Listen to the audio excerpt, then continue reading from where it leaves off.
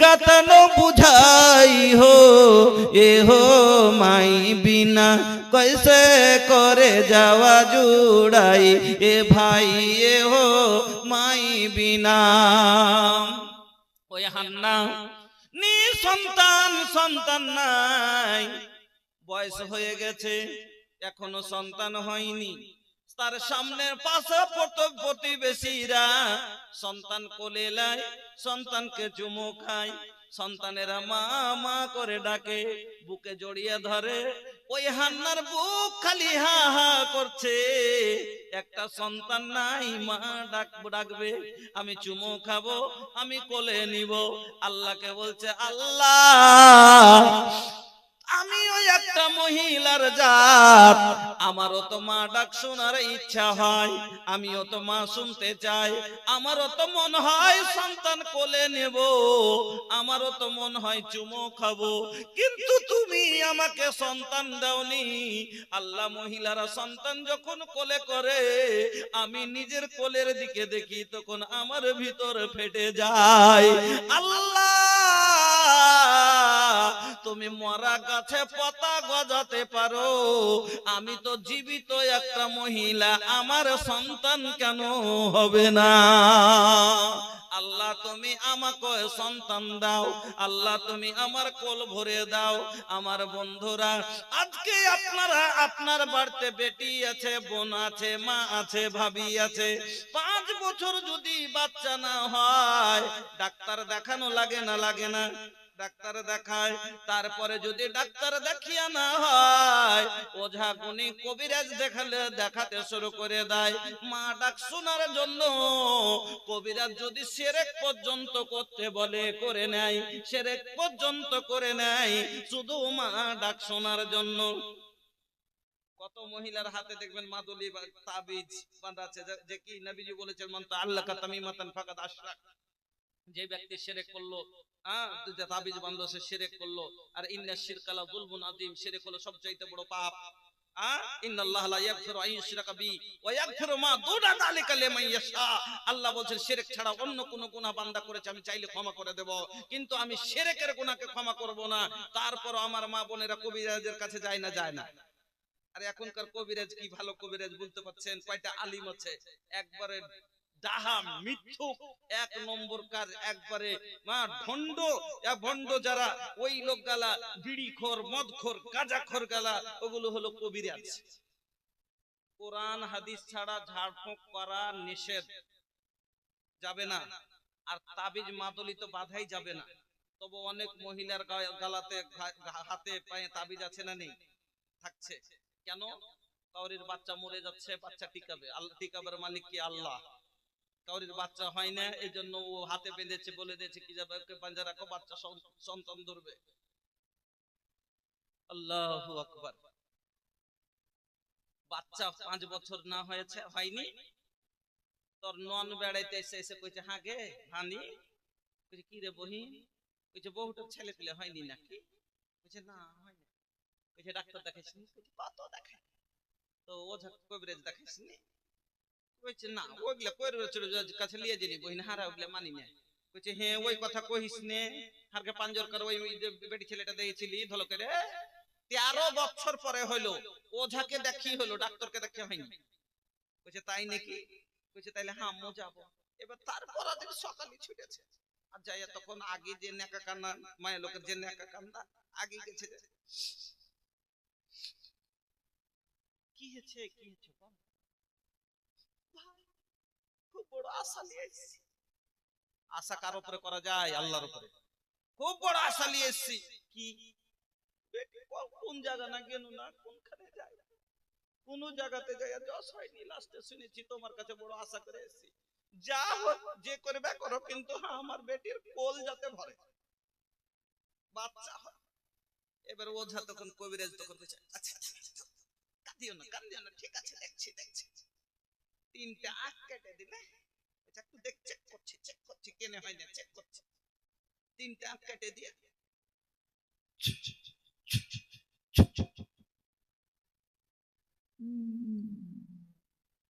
হইবে কি করে কিনে ভাই খারাপ করতেছে ওয়ালাম আন্নাল উম্মাতা লাবিজতামাত আলা আন ইয়ানফাউকা বিশাইইন লাম ইয়ানফাউকা ইল্লা বিশাইইন কাদ কাতাবাহুল্লাহু লাক ওয়া ইন ইজতামাউ আলা আন ইয়াদুররুকা বিশাইইন লাম ইয়াদুররুকা ইল্লা বিশাইইন কাদ কাতাবাহুল্লাহু আলাইক। আল্লাহর নবী শুনলেন, একদিন আব্দুল্লাহ বিন আব্বাস নবীর পিছনে বসে আছেন। আব্দুল্লাহ বিন আব্বাস ছোট বাচ্চা, আল্লাহর রাসূলের পিছনে বসে আছেন সওয়ারিতে। রাসূল, আল্লাহর রাসূল বুলেটে বসে আছেন, আল্লাহর রাসূল বুলেটে বসে আছেন, আর আল্লাহর রাসূলের পিছনে আব্দুল্লাহ বিন আব্বাস বসে আছেন। কেউ ভুল ধরলেন না জি? ওই যুগে বুলেট ছিল? আরে ওই যুগের বুলেট হলো ঘোড়া, ওই যুগের বুলেট হলো খচ্চর, ওই যুগের বুলেট হলো কি গাধা, ঘোড়া, খচ্চর, এগুলো হলো তখনকার কেটিএম 5 কহেন আর R15 কহেন আর বুলেট কহেন, যা কইবেন এগুলাই। আল্লাহ রাসূল বসে আছেন সওয়ারিতে, আর পিছনে যেরকম আপনি বসে আছেন আর আপনার ভাতিজা বা পাড়া গ্রামের একটা চ্যাংড়া যাচ্ছিল, তখন কইছে একে নিয়ে যেতে হয় ভাই, একটু এই স্কুলের কাছে ছেড়ে দিস, পিছে দিকে বস রে, বসে গেছে তো কোমর খান এরকম করে ধরে বসে থাকে না মোটরসাইকেলে। তা আল্লাহর রাসূল আগা দিকে বসে আছেন, সওয়ারি চালাচ্ছেন, আর পিছন থেকে আব্দুল্লাহ বিন আব্বাস পিছন থেকে নবীর পিছনে বসে আছেন। আল্লাহর রাসূল আব্দুল্লাহ বিন আব্বাসকে বলছেন, ইয়া গোলামো, ও ছেলে, এই লড়কা, হে বালক, ও শিশু, ছোট ছেলেকে ডাক দিয়ে কি বলছেন আল্লাহর রাসূল? ইয়া গোলামো আলা ওয়াল্লামুকা বিকালিমাতিন ইয়ানফাউকাল্লাহু বিহিন্না, ও ছেলে, আমি তোমাকে কিছু এমন কথা কি শোনাবো যাতে তোমার উপকার হবে, লাভ হবে। নিজে থেকে রাসূল শিখাবার জন্য কি বলছেন, যে আমি তোমাকে এমন কিছু কথা কি শোনাবো যাতে তোমার উপকার হবে, লাভ হবে, আল্লাহ তোমার ফায়দা করবে। তো তিনি বললেন, হ্যাঁ হুজুর বলেন। আল্লাহ রাসূল সেদিন 10টা কথা বলেছিলেন আব্দুল্লাহ বিন আব্বাসকে 10টা কথা বলেছিলেন। 10টা কথার ভিতরে এইটাও একটা কথা ছিল, ওয়ালাম আন্নাল উম্মাতা লাবিজতামাত আলা আন ইয়ানফাউকা বিশাইইন লাম ইয়ানফাউকা ইল্লা বিশাইইন কাদ কাতাবাহুল্লাহু লাক।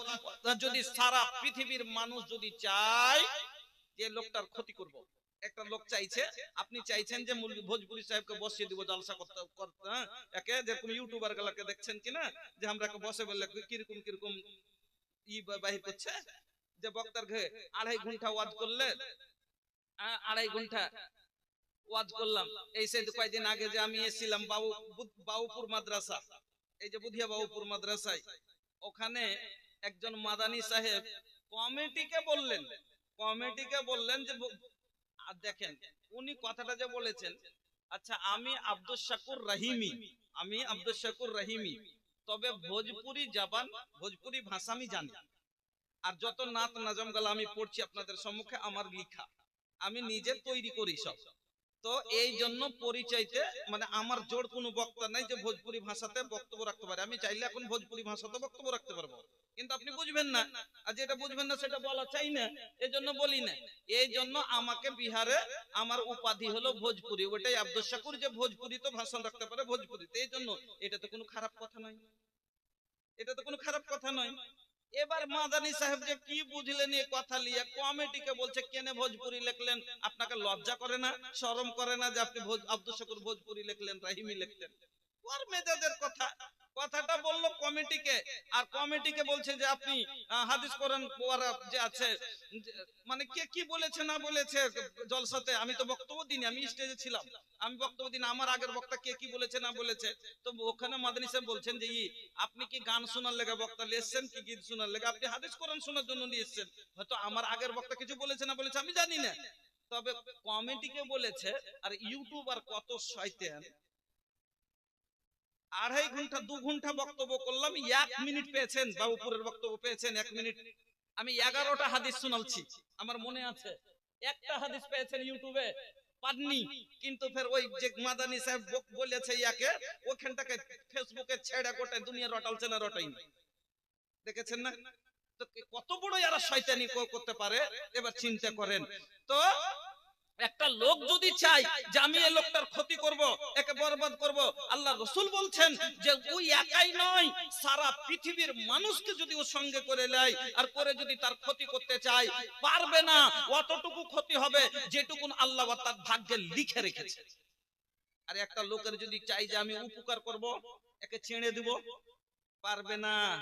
একাই না পারে, যদি সারা পৃথিবীর মানুষকে জমায়েত করে একসাথে হয়ে যদি করে, নবীজি বলছেন পারবে না। অতটুকুই তার উপকার হবে যতটুকু আল্লাহ তার ভাগ্যে লিখে রেখেছে। আমার ভাগ্যে যেটুকু লেখা আছে সেটুকু হবে। তো বন্ধু, আমি আপনাকে বলছিলাম যে তো ওই হান্না তো ওই যে ওঝার কাছে গিয়ে এবার নেকা কান্না ধরে তখন 3 বার ফুম মেরে দিয়ে কইছে এত খারাপ করে দিয়েছে কেন কেন করে ভাই, না তো কেনে কাপড় টাপড় কোনা টোনা কাটাকুটি কি কোনদিন দেখেছিলে? দেখেন ফিতনে দেখেন। আমাদের এলাকায় টাটির বাড়ি হয়, টাটির গুঞ্জে গুঞ্জে কাপড় মহিলারা শুকাতে দেয়। তা আষাঢ় মাসে মেঘ চলে এসছে, তো আর ভাতিজিকে বলেছে কি এই তাড়াতাড়ি কাপড়খানা উঠিয়ে নিয়ে তো আমি একটু ধান তুলবো। ছোট ছেলে উপর থেকে তুললে কাপড়টা সলিড আসবে, নিচে থেকে ধরে টেনেছে, পচা কাপড়ের কোনা ছিলে থেকে গেছে। আজ ওর মনে পড়েছে, বলছে হ্যাঁ যে কাপড়ের কোনা নাই, ঠিকই কথা কয়েছে। আর আত্মবিশ্বাস আরো হয়ে গেল, একবারে বিশ্বাস হয়ে গেল, কইছে ঠিকই কথা, এর মানে খারাপ করতেছে। তো কি করবো ভাই, কি করবে? আর কোক মেরে দিয়েছে। কোক খুলতে গেলে, জান নিতে গেলে জানের বদলা জান লাগবে। দুটো কবিতর লেছিল, এবার কবিতর নিয়ে যে ও চড়াওয়া। আচ্ছা চড়াওয়া আল্লাহ ছাড়া কাউরির জন্য কুরবানি জায়েজ নয়। আর এটা হলো শয়তানের জন্য কুরবানি, জিনের জন্য কুরবানি পেশ করা, জান দেওয়া। কুরবানি কি কাছবর্তী হওয়া, জিনকে খুশি করলো, শয়তানকে খুশি করলো যে তুই এটা লে আর আমার কক দে, আমি সন্তান পাবো।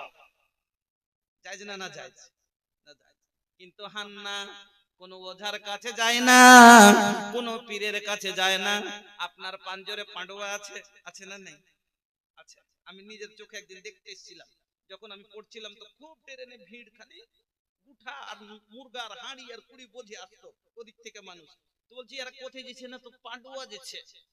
তো পান্ডুয়াতে কি আছে? হ্যাঁ বলছি পান্ডুয়াতে এরকম এরকম জিনিস আছে। আমি মনে করলাম যে যতক্ষণ যে জিনিসটা না দেখবো ওর উপরে কথা বলাটা ঠিক নয়, না হলে একটু জ্ঞান হবে না। তো আমি দেখতে যাব একদিন। আমি শখ করে একদিন এসেছিলাম দেখতে, ওই যে সমাতে মেলা লাগে ওই সমাতে। তখন এসে যদি দেখলাম নাউজুবিল্লাহ কত জিনিস দেখেছি। এখন বলতে গেলে 2.5 ঘন্টা তো খালি পান্ডুয়ার উপরই বক্তব্য হবে, কিন্তু এখন তো ওগুলো বলা যাবে না। খালি একটাই কথা আমি বলতে চাইছি, ওখানে একজন মহিলাকে দেখছি চুলের মুঠি ধরেছে, আর ওই যে কবরটা বাঁধা আছে কবরটাতে ঠুকছাড় বলছে এ বাবা কোক খুলে দে, এ বাবা ছেলে দে, এ বাবা ছেলে দে। ছেলে দেওয়ার মালিক কে? আল্লাহ।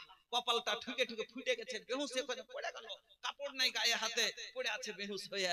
আল্লাহু আকবার। তো গায়রুল্লাহর কাছে কোন জিনিস চানো যাবে না। তো হান্না কোন গায়রুল্লাহর কাছে চায় না, কোন দেবী দেবতার কাছে চাই যায় না, কোন পীর মুরিদের কাছে যায় না, ওঝা গুণীর কাছে যায় না। কার কাছে চাইছে? আল্লাহকে বলছে আল্লাহ তোমার রহমত খুব আছে, তোমার রহমতের কমি নাই। আল্লাহ তুমি কোন জিনিসটা পারো না করতে, সব তোমার ক্ষমতার ভিতরে। আল্লাহ তুমি আমার কোল ভরে দাও, আল্লাহ তুমি আমার কোখে সন্তান দাও। এবার আল্লাহকে এমন করে খুশি করলেন, আল্লাহ রাজি হয়ে গেল, আর হান্নার গর্ভে সন্তান চলে এলো।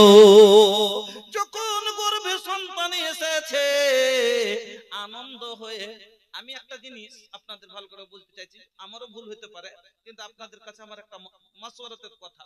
অনেক মানুষ আলেমেরা বলে থাকে যে মানুষ আসলে মানত করে কখন? কোন কাজ না হয় যখন, কোন কাজ না হয় যখন